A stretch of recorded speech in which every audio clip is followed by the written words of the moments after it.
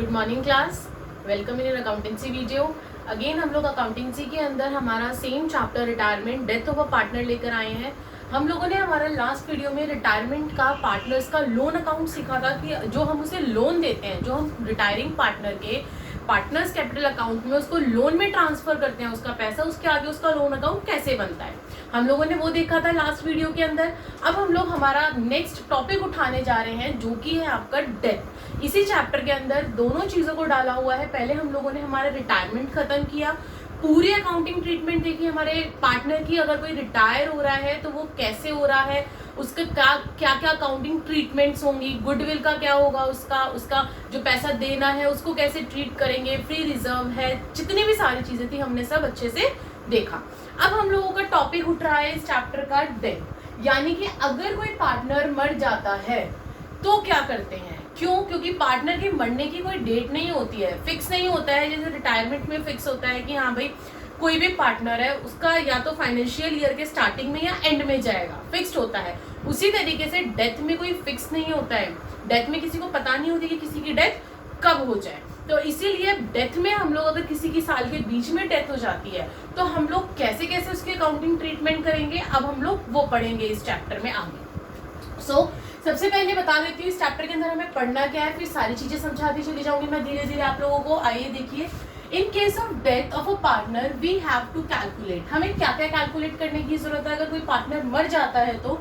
सबसे पहले उसका गेनिंग रेशो, फिर उसकी गुडविल, शेयर ऑफ गुडविल, उसका शेयर कितना बनता है गुडविल का, रिवैल्यूएशन में उसका प्रॉफिट और लॉस कितना आ रहा है, शेयर इन फ्री रिजर्व्स और फिक्टिशियस एसेट्स, जो फ्री रिजर्व है और जो फिक्टिशियस एसेट्स है उसका कितना शेयर बन रहा है उसमें, एग्जिस्टिंग गुडविल अगर है कोई बैलेंस शीट में तो उसकी कितना शेयर होगा उसमें से, इंटरेस्ट ऑन कैपिटल और इंटरेस्ट ऑन ड्राइंग, जो हम लोग फंडामेंटल्स में स्टार्टिंग में कर आए थे, याद आया। इंटरेस्ट ऑन ड्राइंग निकालते थे, इंटरेस्ट ऑन कैपिटल निकालते थे P&L एप्रोप्रिएशन में, वो किस तरीके से होगा। और एक लास्ट जिसके ऊपर मैंने इतना बड़ा स्टार भी लगाया हुआ है, ये आपका बिल्कुल नया टॉपिक है अब तक के लिए, क्या, शेयर ऑफ प्रॉफिट और loss from balance sheet date up to the date of death, यानी कि उसका शेयर कितना बनता है प्रॉफिट का या लॉस का अब तक बैलेंस शीट, यानी कि जब आपने अपनी बैलेंस शीट क्लोज करी थी तब से लेके जब तक वो मरा है तब तक उसका कितना शेयर बनेगा, ये भी तो देखोगे आप भाई। क्या उसको उसका शेयर जितने महीने उसने काम किया, मान लो, चलो एक एग्जांपल लेती हूँ उससे आपको और अच्छे से समझ में आएगा। ये एक फर्म है, ठीक है, फर्म के अंदर 3 पार्टनर है A, B एंड C, जिसमें से B डाइड हो गया, B मर गया। चलो कब मरा B, ये आपका फाइनेंशियल ईयर है, ये आपका पड़ गया 30 जून। 30 जून को हमारे पास एक न्यूज आई कि भाई B जो है वो मर गया, डेथ हो गई उसकी।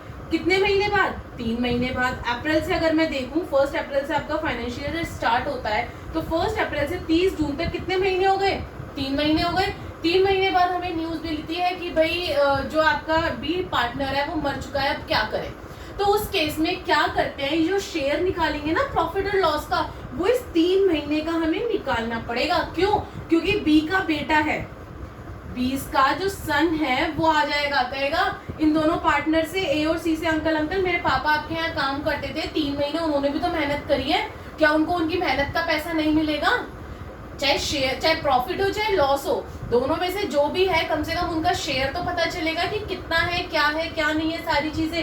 तो ये आके अपने पापा के, और जो पर्सन इसके बिहाफ पे आता है, जिसकी डेथ होती है, पहली बार जिसकी डेथ होती है उसे बोलते हैं डिजीज्ड पार्टनर। क्या बोलते हैं? डिजीज पार्टनर, जो मर जाता है। और दूसरी चीज, जो उसके बिहाफ पे पैसे लेने आता है, जो उसके बिहाफ पे सारी चीजें लेने आता है ऑफिस में, उसको बोलते हैं एग्जीक्यूटर। याद रखना इस चीज को, क्या बोलते हैं? एग्जीक्यूटर। जो मरता है उसे बोलते हैं डिजीज्ड, और जो उसके बिहाफ पे लेने आता है उसे बोलते हैं एग्जीक्यूटर। तो इस तरीके से हमें इस पूरे चैप्टर के अंदर इस डिजीज पार्टनर का पैसा एग्जीक्यूटर को ट्रांसफर करना होता है, जिसमें से आपका मेन मैंने बताया कि उसका प्रॉफिट और लॉस लास्ट बैलेंस शीट, यानी कि मान लो वो 2019 में 2019 का फाइनेंशियल ईयर चल रहा था, 30 जून 2019 को वो मर गया, तो 1 अप्रैल से 30 जून तक उसका कितना शेयर बनता है प्रॉफिट या लॉस का, वो भी उसे निकाल के बताना पड़ेगा उसके एग्जीक्यूटर को, ठीक है। अब क्लास इसमें से अगर मैं बात करूं तो जो आपके स्टार्टिंग के 6 पॉइंट है वो करते करते करते करते हमें बहुत टाइम हो गया, हमने एडमिशन में भी करा, फंडामेंटल में भी हमारा ये पॉइंट देखा, फिर हमने रिटायरमेंट में भी करा, सेम चीज फिर आपकी डेथ में भी आ गई।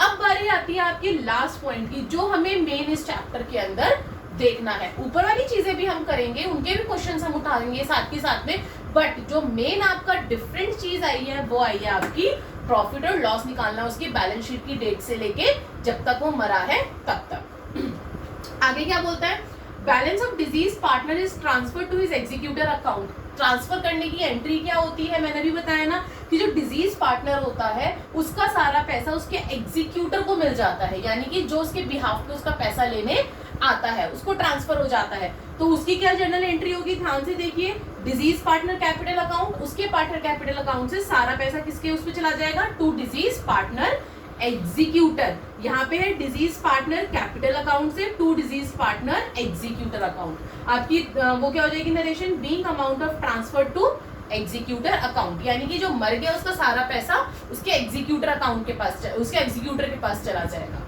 ठीक है, अब हम लोग हमारा पॉइंट नंबर 7 ही उठा रहे हैं, क्योंकि मैंने कहा था ऊपर के जितने भी पॉइंट है वो सारे कर करके आए हो, आप लोग भी उसमें मास्टर हो चुके होंगे कि रिवैल्यूएशन कैसे होता है, उसका शेयर गेनिंग रेशियो कैसे निकलेगी, गुडविल कैसे निकलेगी, सारी चीजें हम लोग बहुत अच्छे से सीख कर आए हैं।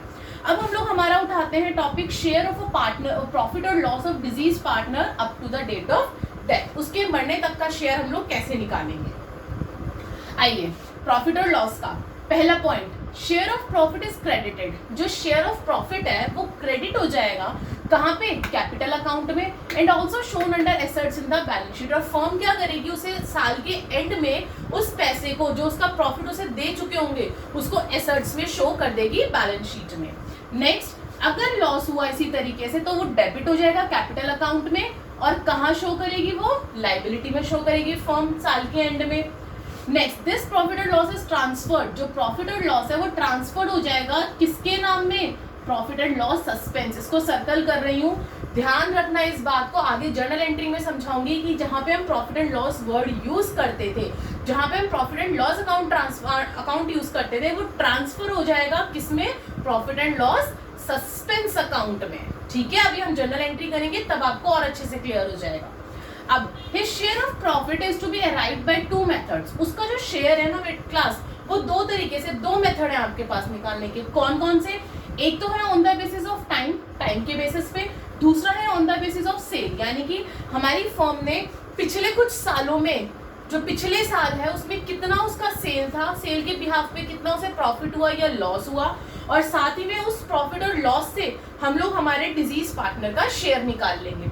उसी तरीके से टाइम में हम लोग टाइम देखेंगे, पिछले एवरेज प्रॉफिट्स निकाल लेंगे, एवरेज प्रॉफिट निकालने के बेसिस पे हम लोग उसका इस साल का उतने महीने का, जितने महीने में वो मर चुका है उतने महीने का उसका शेयर निकाल लेंगे। फॉर्मूला देखते हैं, टाइम का फॉर्मूला क्या है, deceased partner share of profit, average profit, जितना मैंने अभी बताया कि हम लोग पिछले साल के एवरेज प्रॉफिट उठा लेंगे, इनटू टाइम टिल डेथ, वो कब मरा, जैसे 3 जून को मरा है वो, तो 3 महीने है ना, तो यहाँ पे 3 आ जाएगा, डिवाइडेड बाय में डेज में है, मान लो 15 जून होता तो डेज में काउंट करते, तो 365, मंथ में तो 12, into deceased partner share of profit. For example A B C 3 partner है, 3:1 उनकी रेशियो है, तो यहाँ पे डिजीज पार्टनर का प्रॉफिट क्या हो गया, 2/6 हो गया, तो यहाँ पे आ जाएगा इंटू 2/6। ठीक है, नेक्स्ट है सेल्स के बिहाफ पे, तो deceased partner share of profit is equals to last year's profit, पिछले साल कितना प्रॉफिट कमाया था और पिछले साल की सेल्स कितनी थी, या आपने प्रॉफिट परसेंटेज निकाल लिया। उसके बाद सेल्स टिल डेथ, यानी कि इन 3 महीनों में आपकी कितनी सेल हो गई है, कितनी सेल आपकी हुई है वो लिख दोगे, into same disease partner share of profit, यानी कि 2/6। ठीक है, तो ये था हमारा डेथ चैप्टर का थोड़ा सा बेसिक। अभी मैं आपको जर्नल एंट्री और बताती हूँ इसकी, फिर उसके बाद हम लोग हमारे कुछ एग्जांपल्स भी उठाएंगे इन्हीं फॉर्मूले के और जर्नल एंट्रीज के बेसिस पे। आइए, यस क्लास, अभी हम लोगों ने हमारे 2 फॉर्मूले देखे, डेथ बहुत अच्छे से समझ लिया कि डेथ होता क्या है, कैसे हम लोग डेथ का, यहाँ पे अगर कोई पार्टनर मर जाता है तो हम लोग किस किस तरीके से उसको कैलकुलेट करेंगे, उसकी क्या क्या चीजें कैलकुलेट करेंगे अगर कोई पार्टनर मर जाता है तो। अब हम लोग, मैं आपको कुछ जर्नल एंट्रीज बता रही हूँ कि कौन कौन सी जर्नल एंट्रीज हम लोग करते हैं सबसे पहले डिजीज्ड पार्टनर का जो शेयर ऑफ प्रॉफिट है उसके अंदर क्या क्या जर्नल एंट्रीज आ जाती है, प्रॉफिट या लॉस जो भी है। पहला है फॉर शेयर ऑफ प्रॉफिट, अगर उसको प्रॉफिट बांटना है। अभी मैंने आपको एक पॉइंट बताया था क्लास, जिसके अंदर मैंने बताया था कि P&L जो है वो ट्रांसफर हो जाता है P&L सस्पेंस अकाउंट के अंदर, profit and loss suspense account के अंदर, एम आई राइट। तो वही चीज देखो यहाँ पे हमने करी है, profit and loss suspense account debit to deceased partner capital account. Don't use short forms, again I am repeating कि आप लोगों को शॉर्ट फॉर्म्स यूज नहीं करनी है। जैसे मैंने यहाँ पे P&L लिखा है, आप लोगों को पूरा लिखना है full form profit and loss account suspense. तो आप लिखेंगे profit and loss suspense account debit to deceased partner capital. जो भी डिजीज पार्टनर है, फॉर एग्जांपल XYZ है, X मर गया तो 2X partners capital 2X capital account, ठीक है। अगर लॉस होता है तो ऑपोजिट हो जाएगा, X capital account debit to profit and loss suspense account, ठीक है। ये दोनों चीज समझ में आ गई। नॉर्मल हम लोगों ने क्या करा है, सिर्फ उसका शेयर दिया है प्रॉफिट का और लॉस का। अब एक क्वेश्चन और आता है क्लास कि अगर क्वेश्चन में आपको न्यू रेशो दे दिया जाए अलग से, कि हाँ भाई मान लो ये आपका एक पिज्जा है, ठीक है, इसके 3 हिस्से हो रहे हैं, 3 पार्टनर्स हैं A, B और C मर गया, इसका हिस्सा चला गया, अब वो नहीं खा रहा अपना पिज्जा। तो क्या होगा कि ये दोनों क्या करेंगे, A और B कहेंगे कि चलो उसका हिस्सा हम लोग बांट लेते हैं। यानी कि आपको क्वेश्चन में न्यू रेशो को ऑलरेडी दे चुका होगा। अगर उसने न्यू रेशो दिया तो उस केस में क्या करोगे आप, उस केस में आप इस पैसे को एडजस्ट करोगे। आप उस टाइम पे P&L सस्पेंस अकाउंट वाली जर्नल एंट्री ना करके उस केस में आप लोग क्या करेंगे, ध्यान से सुनना। अगर प्रॉफिट होता है तो gaining partners capital account debit to deceased to sacrificing. याद आ रहा है कुछ थोड़ा थोड़ा, कुछ मेरे को लग रहा है ये एंट्री सुनी सुनी सी लग रही है। हम लोग क्या करते थे रिटायरमेंट में, गेनिंग टू रिटायरिंग, यही करते थे ना उसकी गुडविल की एंट्री के लिए। वही हम लोग यहाँ पे करेंगे इसके शेयर ऑफ प्रॉफिट के लिए, बस रिटायरिंग की जगह क्या आ जाएगा यहाँ पे, डिजीज, जो मर रहा है उसका नाम। और टू सैक्रिफाइसिंग, अगर कोई सैक्रिफाइस कर रहा है, मान लो कि ये 3 पार्टनर्स हैं, मैं अगेन वही आपका एग्जांपल ले रही हूँ, 3 पार्टनर्स हैं, तीनों का पिज्जा का हिस्सा है अपना अपना, ठीक है। अब C मर गया, C चला गया, तो क्या होगा, B कहेगा कि भाई C का तो मैं लूंगा ही लूंगा, मैं तुम्हारे में से भी थोड़ा सा हिस्सा लूंगा, मतलब ये सारा B ले रहा है। तो A ने क्या करा, सैक्रिफाइस करा ना। अब कईयों के दिमाग में ये आ रहा होगा कि मैम ये दोनों भी तो सैक्रिफाइस कर सकते हैं, भूल जाओ। अगर कोई पार्टनर जा रहा है तो क्या ये भी अपना हिस्सा छोड़ देगा और ये भी अपना हिस्सा छोड़ देगा? ऐसा कौन होगा? कोई नहीं होगा ऐसा कि वो दोनों कहेंगे कि भाई हम भिखारी को दे देते हैं वो खा लेगा, ऐसा हो सकता है? नहीं ना। तो इसीलिए एक पार्टनर हो सकता है जो सेक्रीफाइस कर सकता है कि हाँ भाई चलो दे दिया मैंने, तुम्हें अपना भी हिस्सा दे दिया, तुम ले लो। ए ने कहा बी को तुम ले लो मेरा हिस्सा भी। लेकिन ऐसा कभी नहीं हो सकता कि दोनों पार्टनर सेक्रीफाइस हो जाए, या तो दोनों गेनिंग या फिर एक सेक्रीफाइसिंग और एक गेनिंग। तो जो सेक्रीफाइसिंग होगा वो क्या होगा, आपका डेबिट होगा प्रॉफिट के केस में। वहीं पे अगर मैं बात करूं आपके लॉस के केस में, तो डिजीज और सेक्रीफाइसिंग डेबिट हो गए और गेनिंग क्या हो गया, आपका क्रेडिट हो गया। इनकी नरेशंस भी ध्यान से देख लीजिएगा। Being share of profit transfer to capital, share of profit के लिए, शेयर ऑफ लॉस के लिए being share of loss transfer to partners capital account. इसी तरीके से जब न्यू रेशो दे रखी है, जब एडजस्ट करना है तो एडजस्ट की नरेशन आ जाएगी, being share of profit adjust into partners capital account और being amount adjusted among partners capital account. बस ये 4 एंट्रीज हैं जो आप लोगों को पता होनी चाहिए इसकी शेयर की। और वो 2 फॉर्मूले हैं, on the basis of time और on the basis of sale, जो आपको दोनों फॉर्मूले अच्छे से पता होने चाहिए।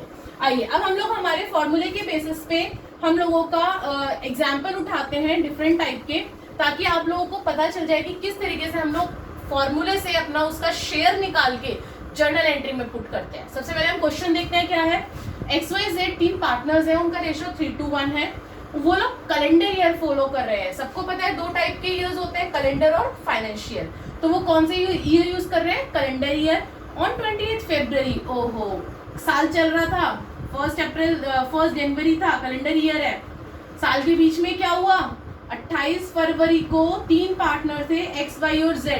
खबर आती है कि भाई X मर गया, लो भाई खबर आ गई कि X मर गया, कोई बात नहीं।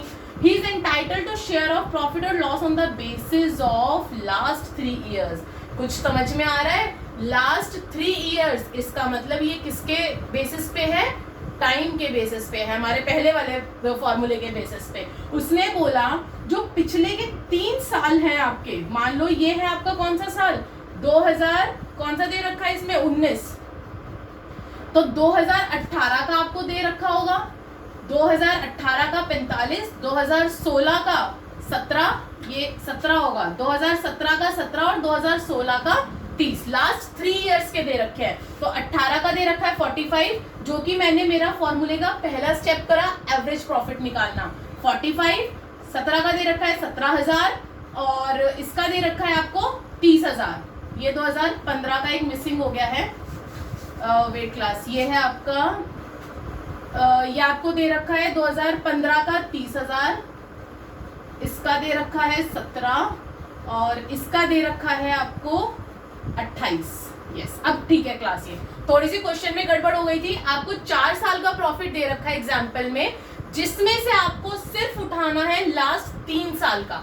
4 साल का आपको कंफ्यूज करने के लिए दे रखा था, 18 का 45, 17 का 28, 16 का 17,000 और 15 का 30,000। लेकिन आपको जब 19 चल रहा है तो उसने बोला है कि पिछले 3 साल का, तो 19 से पिछले 3 साल कौन से हुए? एक तो 18 हुआ, मैंने 45 ले लिया, एक 17 हुआ, मैंने 28 ले लिया और एक 16 हुआ जो कि मैंने 17,000 ले लिया। समझ में आया?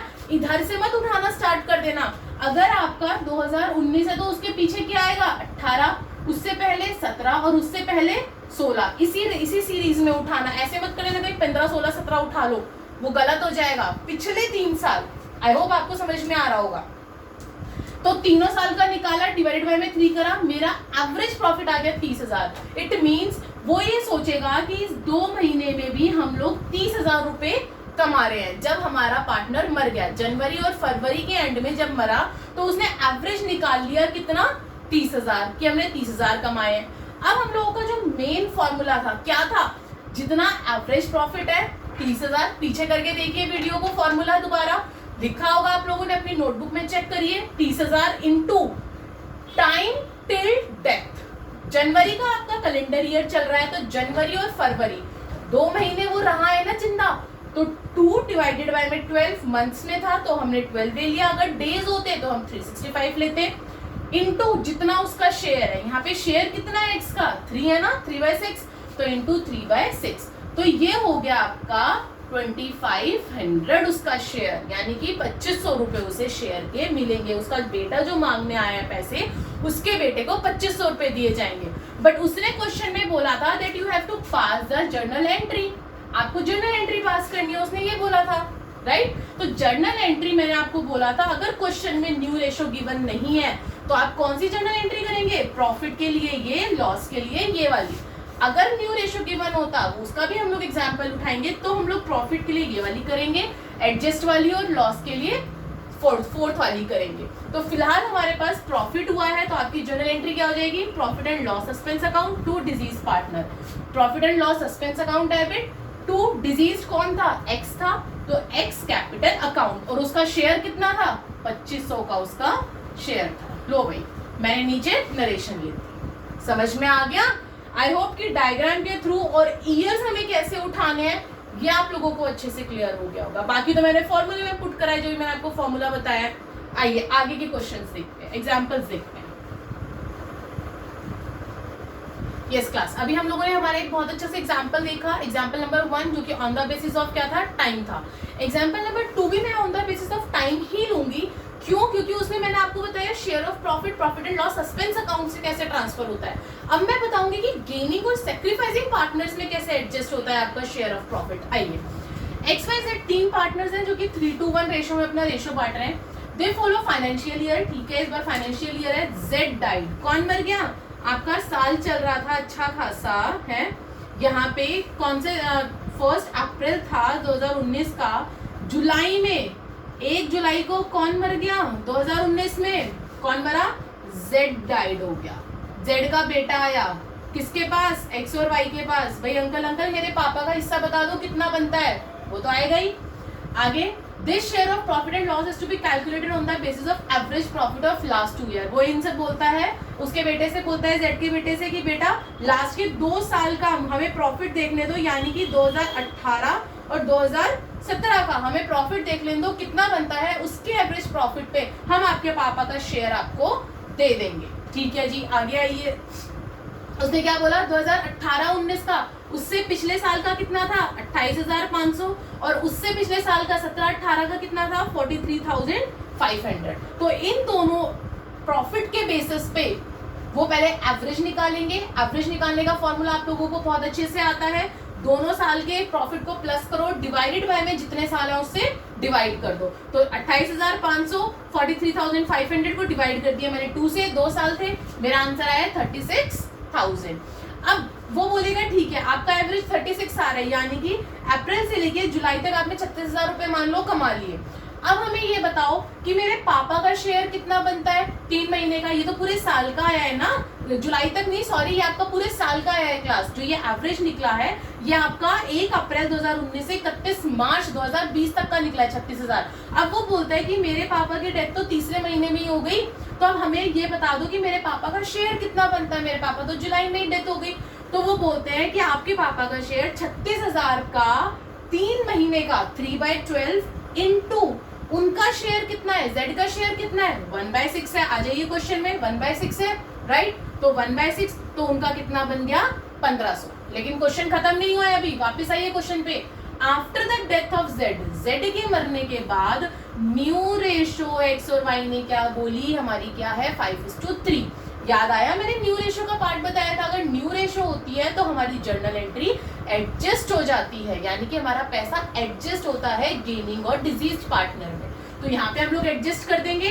क्या एंट्री थी आपकी, gaining partners account debit to deceased. अब यहाँ पे देखो पहले हम लोग गेनिंग रेशो निकालेंगे, वही सेम ओल्ड माइनस न्यू कर दो। ओल्ड कितना था X और Y का, X का था 3/6 और Y का 2/6, 3/6 2/6 माइनस न्यू कितना था 5/8 और 3/8, मैंने माइनस कर दिया 5/8 और 3/8, तो मेरा आंसर आ गया -6/48 -2/48। तो मेरी रेशो बन गई 3:1, ये बन जाएगी 6:2, काट दूंगी मैं 2 3 6, तो मेरी रेशो बन गई 3:1। यानी कि जो इसका शेयर निकला है ना 1500, वो ये दोनों एडजस्ट किस में करेंगे 3:1 में, यानी कि मैंने 1500 को उन दोनों में एडजस्ट कर दिया 1125 और 375 रुपए में, ठीक है। यानी कि जो उसका शेयर आएगा वो हम लोग किस में बांट देंगे, गेनिंग रेशो में एडजस्ट कर देंगे, और आपकी जर्नल एंट्री हो जाएगी being amount adjusted among partners capital account. Clear हुआ। इसीलिए मैंने दोनों ही आपको on the basis of time के उस पे P&L सस्पेंस से भी बता दिया और आपका एडजस्टिंग से भी बता दिया। अब आते हैं हम लोग हमारे on the basis of sales और टर्नओवर, चाहे वो सेल्स लिखे चाहे वो टर्नओवर लिखे, both are the same thing. आइए पहला एग्जांपल देखते हैं। XYZ 3 पार्टनर्स हैं जिनका रेशियो है 3:1, वो फॉलो कर रहे हैं कैलेंडर ईयर। Y मर गया, इस बार कौन किसकी डेथ हो गई, Y की डेथ हो गई। ये फाइनेंशियल ईयर है इस बार का, ठीक है, कैलेंडर ईयर, सॉरी 1 जनवरी को स्टार्ट हुआ। Y की डेथ कब हो गई 31 मार्च, वही मार्च आया और Y मर गया। चलो कोई बात नहीं। Y शेयर ऑफ प्रॉफिट और loss is to be calculated on the basis of sales. वो क्वेश्चन में देगा आपको कि किसके बेसिस पे करना है, सेल्स के। अब जो ये पिछला साल है 2018, उस साल का आपको सेल्स भी गिवन होगा और प्रॉफिट भी गिवन होगा, दोनों चीजें गिवन होंगी। आइए, sales for the year ended 2018, sales कितनी दे रखी है 12 lakh. Profit for the year ended, profit कितना दे रखा है 2,40,000, दोनों चीजें गिवन है, ठीक है। और अब तक की सेल्स कितनी हुई है आपकी फर्म को, जनवरी से लेके मार्च तक की जो सेल हुई है आपको वो भी क्वेश्चन में गिवन है, कितनी हुई है 2 लाख हुई है। तो बस आपके पास तीनों चीजें गिवन है, फॉर्मूला उठाइए, फॉर्मूले में पुट करिए और अपनी एंट्री करिए। न्यू रेशो गिवन नहीं है, तो न्यू रेशो अगर गिवन नहीं है तो कौन सी वाली एंट्री हो जाएगी, P&L सस्पेंस वाली एंट्री हो जाएगी। सबसे पहले हम इसका शेयर निकालते हैं डिजीज पार्टनर का।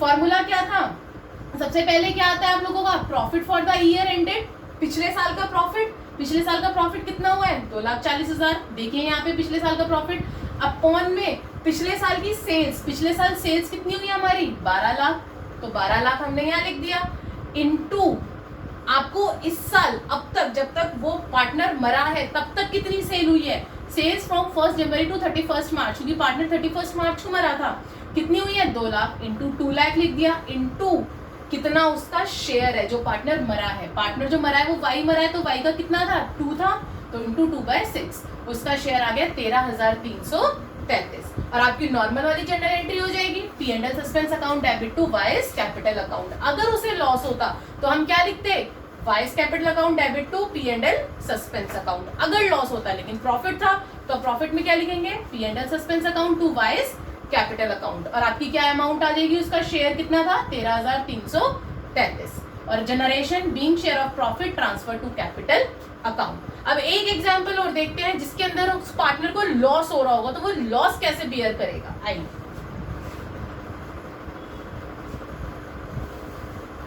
यस क्लास, अभी हम लोगों ने हमारे 3 एग्जांपल्स देखे, जिसमें से 2 मैंने आपको on the basis of time बताया, एक on the basis of sale बताया। अब ये जो क्वेश्चन मैं लाई हूँ ना आप लोग के लिए सेल का ही है, लेकिन इसमें मैंने इस बार आपको लॉस शो कर दिया कि लॉस अगर होता है तो उसकी एंट्री आप कैसे करते हो, जिसमें से एक पार्टनर गेन कर रहा है और एक पार्टनर सेक्रीफाइस कर रहा है। देखते हैं, आइए ध्यान से सुनिएगा। XYZ 3 पार्टनर है, उनका शेयर क्या है, इक्वल है, वो फाइनेंशियल ईयर फॉलो कर रहे हैं। अब मर गया कौन, Y मर गया 30 सितंबर को। कौन मर गया, Y की डेथ हो गई 30 सितंबर को। And his share of profit is to be based on sales, और वो लोग क्या कह रहे हैं उसके बेटे को कि अगर हम लोग शेयर ऑफ प्रॉफिट देखेंगे तो हम बेसिस किसके बेसिस पे देखेंगे, सेल्स के बेसिस पे। ठीक है, कोई बात नहीं। After the death of Y के मरने के बाद उन लोगों ने डिसाइड किया कि उनका न्यू रेशो क्या होगा, 3:1 होगा। मतलब क्या, कौन सी वाली एंट्री आ गई, एडजस्ट वाली एंट्री आ गई। कोई बात नहीं, आ गया ये। सेल्स हुई थी आपको पिछले साल 2,70,000 की, लेकिन इस बार प्रॉफिट ना होके पिछले साल क्या हुआ था, आपको लॉस हो गया था। कितने का, कितने रुपए का, 94,500 रुपीज का लॉस हो गया था। सेल्स फ्रॉम 1 अप्रैल 2019 टू 30 सितंबर, 1 अप्रैल से 30 सितंबर तक इस साल आपकी कितनी सेल हुई है, सिर्फ अभी तक 90,000 की ही सेल हुई है। समझ में आई बात। तो पहली चीज न्यू रेशो गिवन है तो एडजस्ट वाली एंट्री, दूसरी चीज लॉस है तो कौन सी आपकी एक मैंने प्रॉफिट की लिखवाई थी, लॉस की लिखवाई थी। प्रॉफिट में तो लिखवाया था gaining to deceased to sacrificing, लेकिन लॉस में क्या लिखवाया था मैंने, डिजीज सैक्रिफाइसिंग टू गेनिंग, ये लिखवाया था। तो वो वाली एंट्री आ गई, 2 चीज नहीं आ गई इसमें। अब तीसरी चीज ध्यान से देखना, पहले मैं मेरी निकालती हूँ गेनिंग रेशो। गेनिंग रेशो निकालूंगी तो ओल्ड माइनस न्यू करूंगी, एक्स और जेड का निकलेगा, 3:1 है। पुराना क्या था 1/3, दोनों का ओल्ड है 1/3 1/3, माइनस कर दिया न्यू, न्यू है 3/4 1/4, 3/4 और 1/4 को मैंने क्या कर दिया माइनस। तो इनका जो रेशियो आया, ध्यान से देखो, एक्स तो गेन कर रहा है, एक्स तो नॉर्मल है, लेकिन सेक्रीफाइस कौन कर रहा है इस बार, जेड। यानी कि जेड क्या हो गया आपका, डेबिट हो जाएगा। ध्यान रखना, गेन कौन कर रहा है, एक्स कर रहा है, और जेड क्या कर रहा है, सेक्रीफाइस। क्लास जब इस तरीके से आता है ना आपका क्वेश्चन, तो आप क्या करा करो, शेयर निकाल के ना तीनों के शेयर से इनटू करा करो। जो डिजीज पार्टनर होता है पहले उसका शेयर निकालो। शेयर कैसे निकलेगा, शेयर ऑफ वाइस लॉस, कितनी आपको लॉस हुई है लास्ट ईयर। पिछली बार हमने प्रॉफिट लिखा था क्वेश्चन में, इस बार लॉस है तो हम लोग क्या शो करेंगे, लॉस, पिछले साल का लॉस डिवाइडेड बाय में पिछले साल की सेल्स इनटू इस साल अब तक की सेल्स, जब वो पार्टनर मर गया आपका 90,000 इनटू उसका शेयर। इट मीन्स आपको इस बार 31,500 रुपए आपके टोटल आया, जिसमें से पहले मैंने शेयर निकाल लिया अपना वाई का शेयर क्या है 10,500। अब इस 31,500 में से आप एक बात बताओ, जब मैं जर्नल एंट्री करने पे आऊंगी तो जर्नल एंट्री में मैं क्या लिखूंगी, वाइस कैपिटल जेड, क्यों, डिजीज पार्टनर आपका डेबिट हो जाता है लॉस के केस में, ये लॉस का केस है क्लास, डिजीज पार्टनर डेबिट होता है, सैक्रिफाइसिंग पार्टनर आपका डेबिट होता है। देखो सैक्रिफाइस कौन कर रहा है, जेड कर रहा है ना, तो जेड कैपिटल, और गेन जो गेनिंग पार्टनर होता है वो क्या होता है, क्रेडिट होता है। अब आपकी जब इस तरीके से मैं एंट्री लिखूंगी, चलो मैंने वाई का जो डिजीज पार्टनर है उसका अपना शेयर निकाल लिया 10,500, मैंने उसके में लिख दिया 10,500, लेकिन इस बार दोनों को इक्वल करने के लिए अब 10,500 को कैसे इन लोगों की 5:1 में कैसे बांट सकते हैं, क्या इक्वल आएगी डेबिट और क्रेडिट, नहीं ना। तो ऐसे केसेस में जब आपका एक पार्टनर गेन करता है, एक पार्टनर सेक्रीफाइस करता है, आप लोग क्या करा करो, जो आपका मेन शेयर आता है ना, ये यहाँ पे तो हम लोगों ने इसका शेयर निकाल दिया इससे इनटू करके उसके शेयर से जो डिजीज हुआ है, लेकिन जो आपका मेन पार्ट रुपीज है ना, जितने रुपीज आपके आए हैं उसको इनटू कर लो आपके एक्स और वाई से, तो आपको उनका एग्जैक्ट शेयर पता चल जाएगा। एक्स को मैंने 31,500 को मैंने 5/12 यानी कि उसके शेयर से करा 13,125, तो मैंने जेड एक्स के में लिख दिया 13,125, और मैंने वाई के में करा 31,500 को उसके शेयर से 1/12 से, तो मेरा आ गया 2,625। अब आप कैसे करते, पिछले क्वेश्चन में क्या कर रहे थे हम लोग, हमने डिजीज पार्टनर का शेयर निकाला, गेनिंग रेशो में बांट दिया जी, हो गया। लेकिन इस बार डिजीज पार्टनर के साथ सेक्रीफाइसिंग पार्टनर भी है। तो ऐसे केस में इसका शेयर आप अलग से निकालो, ठीक है, शेयर ऑफ लॉस, खाली यहाँ पे शेयर ऑफ लॉस दिखाओ, उसके बाद यहाँ निकाल दो share of Y's loss. Y को कितना लॉस हुआ, 31,500 इंटू 1/3, दैट इज योर 10,500, ठीक है। और इस शेयर को ही इन दोनों को निकाल के अलग अलग दिखा दो ताकि आपका डेबिट और क्रेडिट जो है वो इक्वल आ सके। क्लियर हुआ? कभी भी ऐसे गलती मत कर देना कि यहाँ तो 10,500 लिख दो और इन दोनों में दिखा दो 10,500 को, जी हम तो 5:1 आ रहा था गेनिंग रेशो, उसी में तो बांटने के लिए कहा था। ये गलती मत करना। सो क्लास, आज की यहीं पे वीडियो खत्म होती है आप लोगों की। आज की वीडियो में हम लोगों ने हमारे डिजीज पार्टनर का शेयर निकालना सीखा कि शेयर कैसे निकलता है आपका प्रॉफिट और लॉस। उसका 2 तरीके बताए, on the basis of time और on the basis of sales, जिसमें से मैंने 4 जनरल एंट्री बताई। एक शेयर ऑफ प्रॉफिट की P&L सस्पेंस से, शेयर ऑफ लॉस की P&L सस्पेंस से। दूसरा, अगर क्वेश्चन में न्यू रेशो गिवन है तो न्यू रेशो आप लोग उस गेनिंग रेशो निकाल के किस तरीके से आप एडजस्ट करेंगे, gaining to deceased, to sacrificing profit में, और लॉस में क्या बताया था मैंने आपको, ये हमने कर रखा है डिजीज सेक्रीफाइसिंग टू गेनिंग। याद रखना, इस चीज को भूलना मत। अब अगली वीडियो में हम लोग इसका आगे का पार्ट स्टार्ट करेंगे। Thank you. इसको ध्यान से देखना और ध्यान से समझना।